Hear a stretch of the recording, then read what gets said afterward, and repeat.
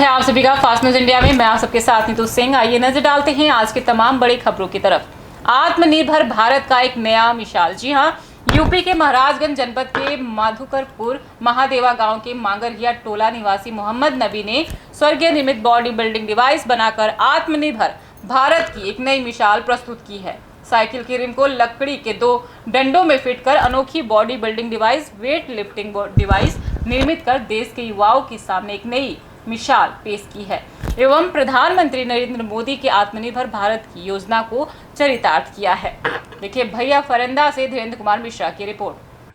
आज हम यूपी के महाराजगंज जिले के पुरंदरपुर थाना क्षेत्र के अंतर्गत ग्राम सभा मधुकरपुर महादेवा के मंगरेलिया गांव में आए हुए हैं। यहाँ पर कुछ बहुत ही होनहार युवा जो कि स्वनिर्मित शोल्डर डिवाइस बनाए हुए हैं। शोल्डर एक्सरसाइज करने वाली डिवाइस।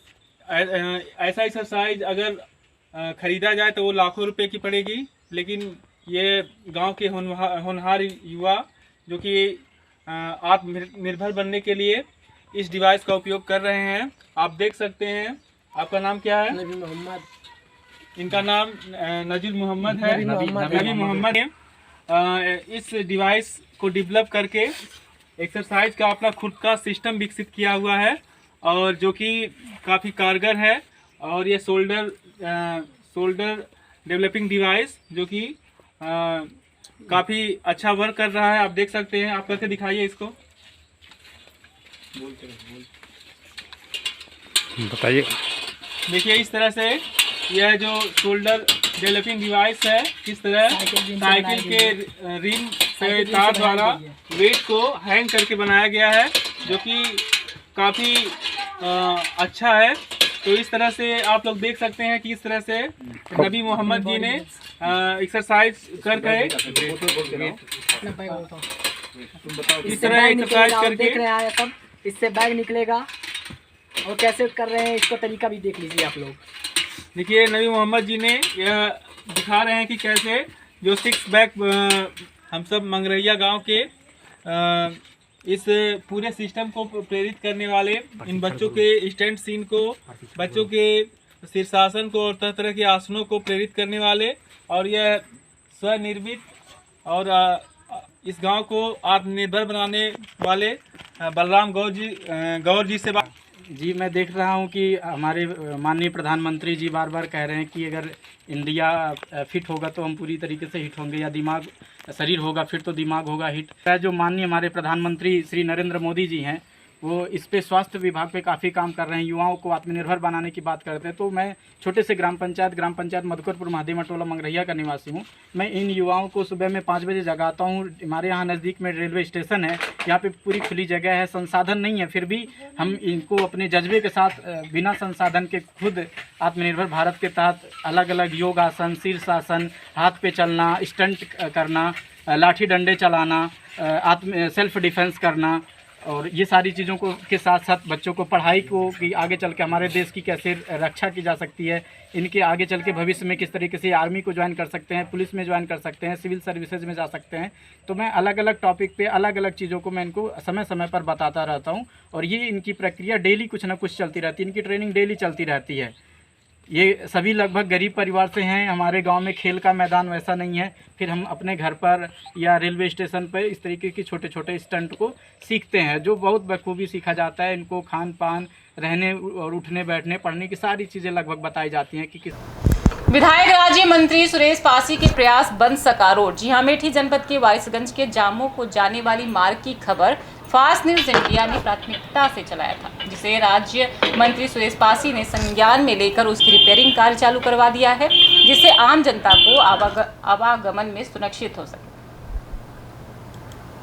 देखिए अमेठी से विश्वनाथ भदौरिया की रिपोर्ट। खड़े हुए हैं अमेठी जनपद के मुसाफिर खाना परिसर में, जहां पर कुछ दिन पहले हमने फास्ट इंडिया न्यूज़ से खबर चलाई थी, जो कि रोड काफ़ी खराब गड्ढे में तब्दील हो गई थी। उसे राज्य मंत्री ने समझौता संज्ञान लेते हुए गड्ढा मुक्त कराने का प्रयास किया। उसमें लगातार मट्टी और राबिश डलवा करके गड्ढा मुक्त करवाया है। अमेठी से फास्ट न्यूज इंडिया के लिए विश्वनाथ भदौरिया।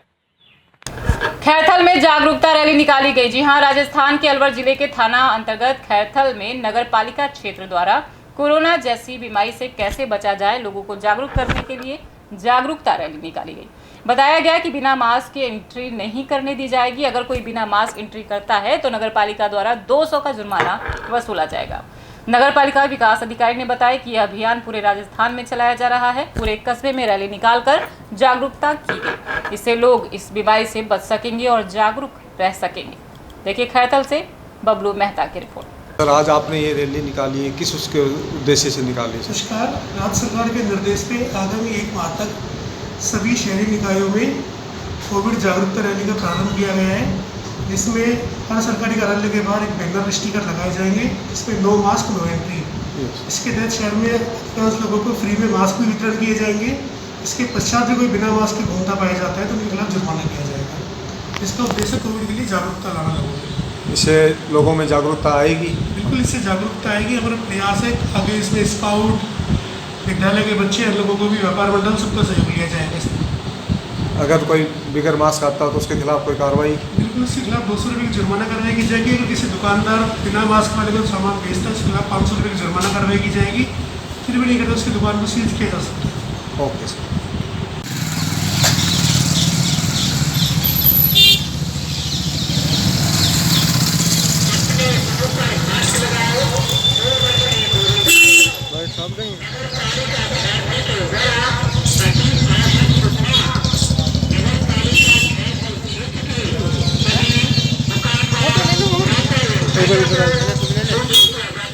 चलू है क्या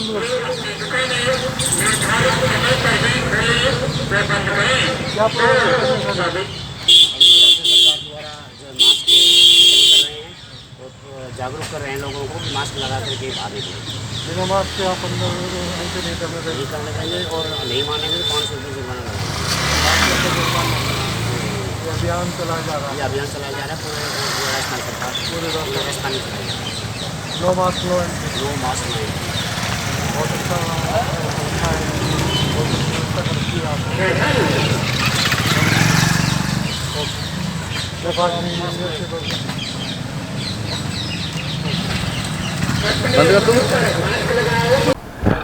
ससुरालियों ने बेरहमी से पीटा। जी हां, बरेली थाना कैंट क्षेत्र के नवीन नगर निवासी युवती की शादी 6 महीने पूर्व मोहनपुर निवासी एक युवक से हुई थी।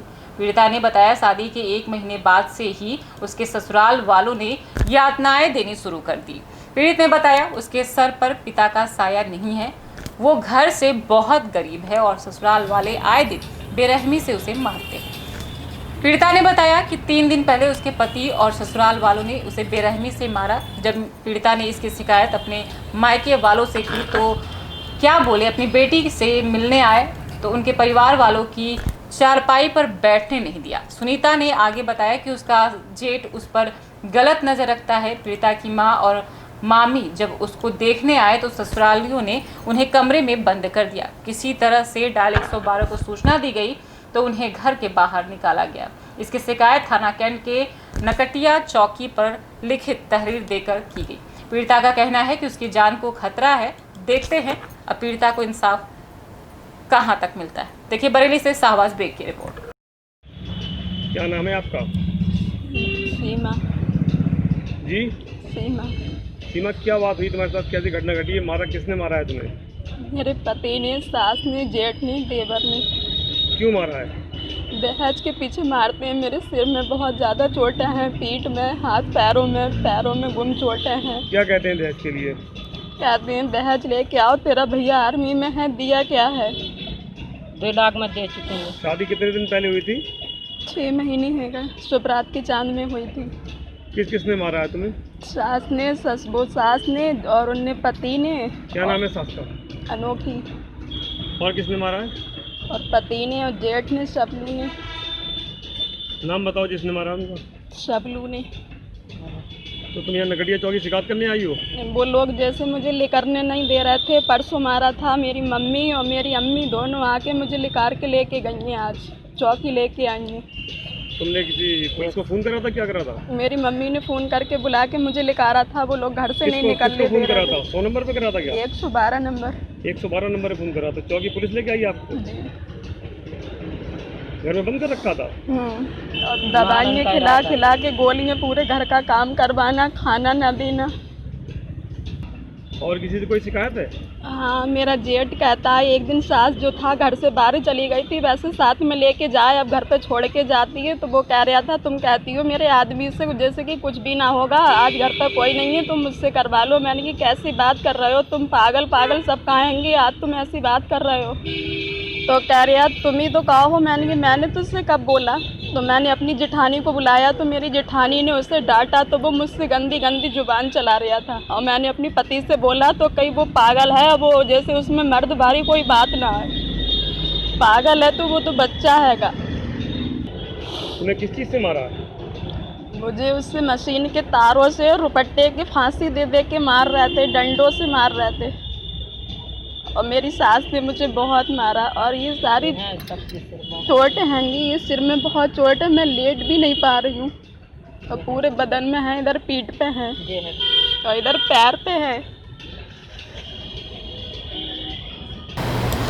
अमेठी सांसद स्मृति ईरानी है ड्रामेबाज। जी हां, अमेठी सांसद स्मृति ईरानी ड्रामेबाज हैं, ड्रामा करती थीं, लापता सांसद है। भारतीय जनता पार्टी के नेताओं को कोई गंभीरता से नहीं ले रहा है। स्मृति ईरानी तो दूर की कौंडी हैं, छुप के घूम रही हैं, लापता सांसद है। लोग खोज रहे हैं, खोजने पर वो मिल नहीं रही हैं।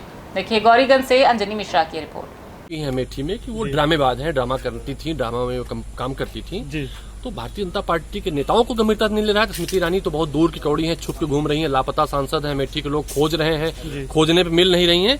और उन्होंने क्या कहा क्या नहीं कहा, मुझे लगता है उसकी आवाज न तो अमेठी तक आई है न देश तक आई है। हाँ, ये जरूर है, वहाँ की बहुत सारी बहनों ने उन्हें जवाब दे दिया है।